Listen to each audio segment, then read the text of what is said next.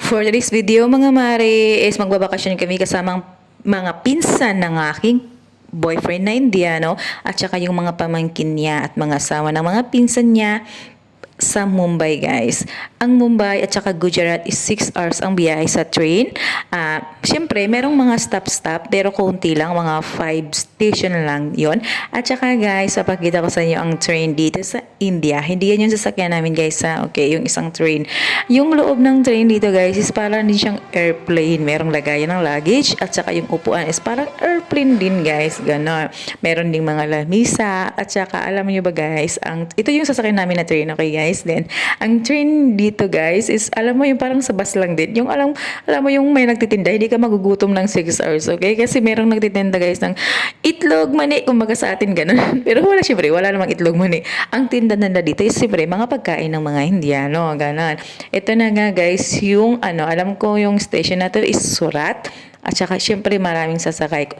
At saka, guys, hindi ko nga pinakita sa inyo dyan na walang machine ng bilihan ng ticket, okay? Dito is, bago ka makasakay dito sa train na to, is na kabook ka na, kailangan mag-book bago ka pumunta. At saka meron inspector na mag-check sa inyo sa loob ng train about doon sa binok na ticket. Ganun po guys. Then nandito na nga kami sa Mumbai. Galing kami sa train, sumakay kami ng car ng 30 minutes. Then pagdating namin ng car, sasakay na naman kami ng ferry. Ganun kapagod ang biyahe guys.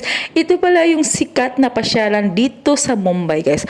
Pag pumunta ka dito guys, marami mag-o-offer sa inang picture na ang bayad is 150 lang. Sorry guys, nakalimutan ko yung place na to.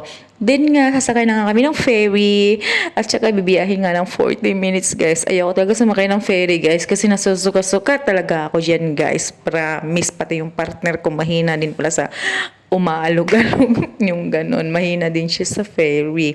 Ayan na nga, nakasakay na nga kami at syempre nga, pinili namin yung taas na may aircon kasi yung partner ko talaga hindi mabubuhay sa aircon kaya hindi ko alam kung paano to sa Pilipinas.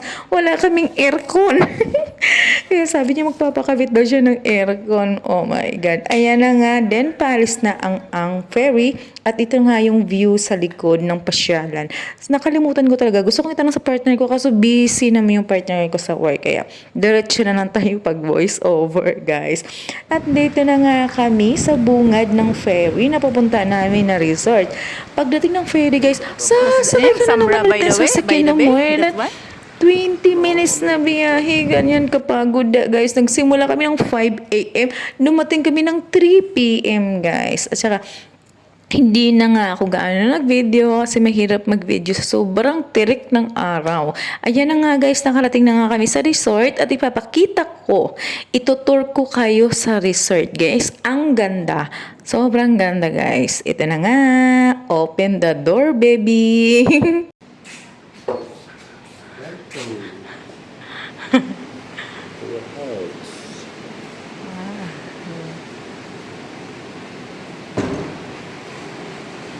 TV sila.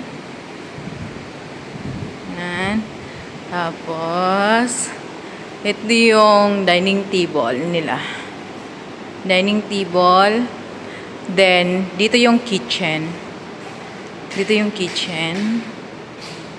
Ayan. Hindi ko na kayo. Malaki yung kitchen. Tapos, ito yung isang room. Meron din. Ito yung room namin. Tignan nyo guys. Ito yung room namin. Ito yung room namin. Di ba ang laki? Di ba?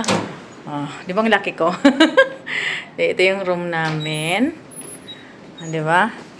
Di ba? Kami. Oh, see? And then, ito yung CR. Wow, ganda din ng CR. Guys, just wait. Ganda din ng CR. Ayan. Merong shower doon. Ayan. Then, ngayon guys, papakita ko naman sa inyo ang kitchen. Dito pala guys is, bago kami nakapunta dito, is nakasit na yung pagkain namin sa loob ng 3 days guys. Pinakita na sa amin yung menu ba yun, giatay. Ayun, sa loob ng 3 days, yung breakfast, lunch, at saka dinner guys. At saka, grabe guys. sobrang sarap nilang magluto. Mga 5 tao dito guys ang naka-assign na magluto dito sa resort na to. And then guys, nagpabili talaga ako ng crab kasi sa Gujarat guys walang crab, walang seafood. Kaya sulit yung bakasyon ko dito sa loob ng 3 days kasi binanatan ko ang seafood. Giatay. Tapos isda food guys. Hindi na talaga ako nakapag-video kasi guys nahihiya ako mag-video habang kumakain kami.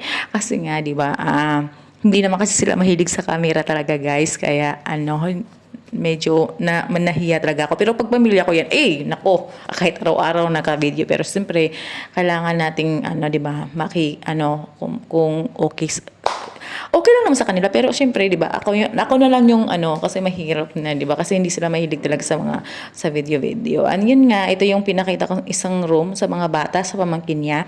Then yung taas na to is matutulog doon yung pinsan niya na hindi sumama yung asawa. Ayan. At saka yung yung gilid dyan is yung swimming pool. Siyempre guys, hindi na ako nag-video na nagsuswimming din kami. Kasi nga, di ba, alam niya na yun.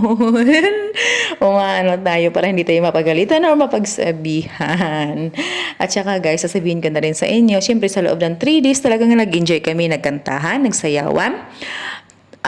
Kasi nag-order ako sa Amazon ng karaoke. Talagang sobrang saya ng 3 days. And dito ko lang nakita lahat wow, ganun pala sila mag-party. Sobrang saya guys.